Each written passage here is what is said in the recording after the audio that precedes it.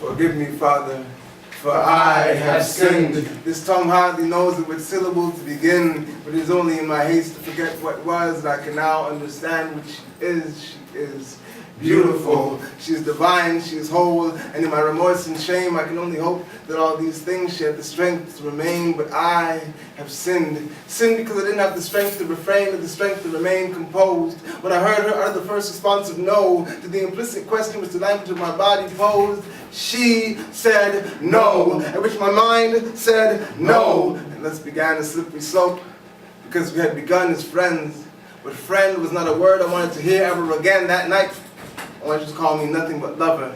Not my name, not friend, not brother. I wanted to love her.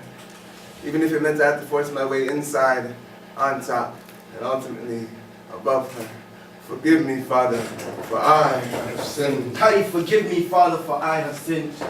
It has been many, many years since my last confession.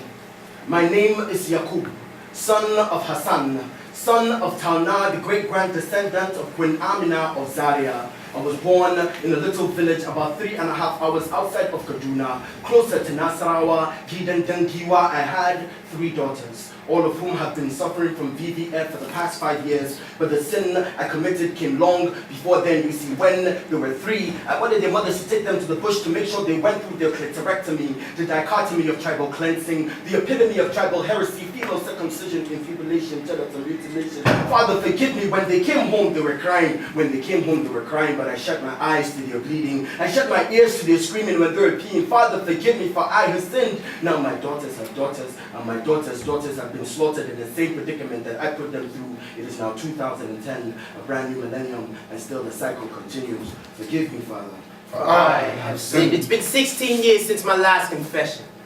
You see, Father, when you're trapped in the darkness without a glimmer of light, all you could do was fight.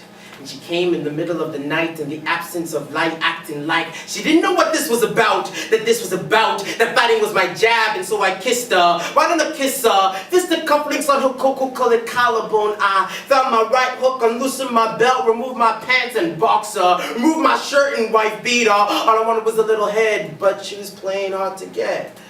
Bobbing and weaving, bobbies and weave pins, crashing to the floor like the dewdrop drip of the dandelion. I found her innocence and replaced it with evil. I was robbing, then giving, then robbing, then giving, then robbing, giving. And this ring says till death does us part.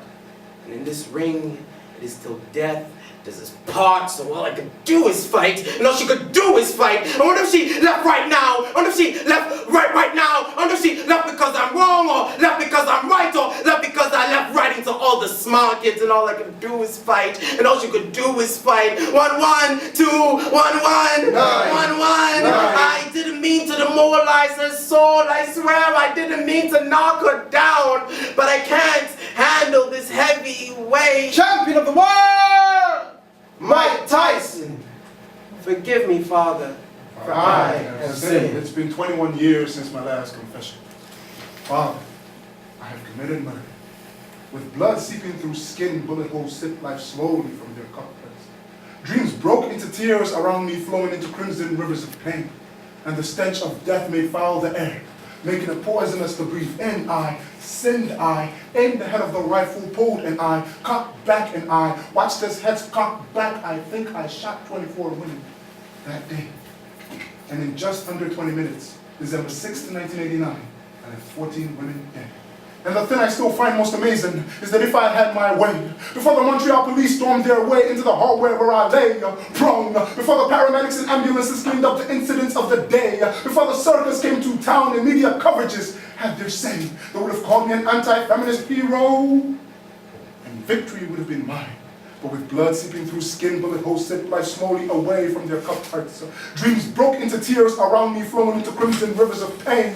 And the stench of death made foul the air, making it poisonous to breathe in. I sinned, I aimed the head of the rifle at my head, pulled and I cocked back. And before the sunset on that day, I, Lepine, 14 women were dead. Geneviève Bergeron, Hélène Colgan, Nathalie Couteau, Barbara Dagno, Javier Anne-Marie Edwards. Anne-Marie Lemay. Lemay. Maryse Legagné. Legagné. Maryse Leclerc. Leclerc. Michel Richard. Richard. Sonia Pelletier. Pelletier. Annie Saint-Arnaud. Saint-Arnaud. Annie Turcotte. Turcotte. Barbara Kluschlik. And as my body parted from my soul, nothing else seemed to matter. Not the abusive absentee father absently fathering a son who despised him. So much so he took the name of his mother, only to commit worse sins than his father. Not the deformed ideals of my misinformed theory on what feminism really was. Because believe it, the feminism is simply women retaining their natural rights while also grabbing those of men, is ignoring the very unnatural way these rights have already been taken away from them. And the loneliness I now feel after death is worse than I've ever known. For those faces I defaced that cold December day have all merged and become my own. And the sins of my father returning to me, weigh so heavily down on my lungs that I breathe only in streams. For as fear trumps shame, trumpets of pain around me echo, making my heart beat louder than my eardrums could ever bellow. For my heartstrings broke long before I shot into that school, long before I shot into the hearts of those 14 women who will forever be remembered, not so much for the lives they lived, but for the cowardice and the contemptuous nature of the senselessness in their deaths. For with blood seeping through skin, bullet holes sip life slowly from their cup hearts. Dreams broke into tears around me, flowing into crimson rivers of pain. And the stench of death made foul the air, making it poisonous to breathe. And I sinned. Oh, Father, forgive me, for I have sinned. For in just under 20 minutes, December 6th, 1989, I left 14 women dead, and I don't even deserve to mourn. How will I go back and right the wrongs when I can only pen my regrets on the souls of the dead?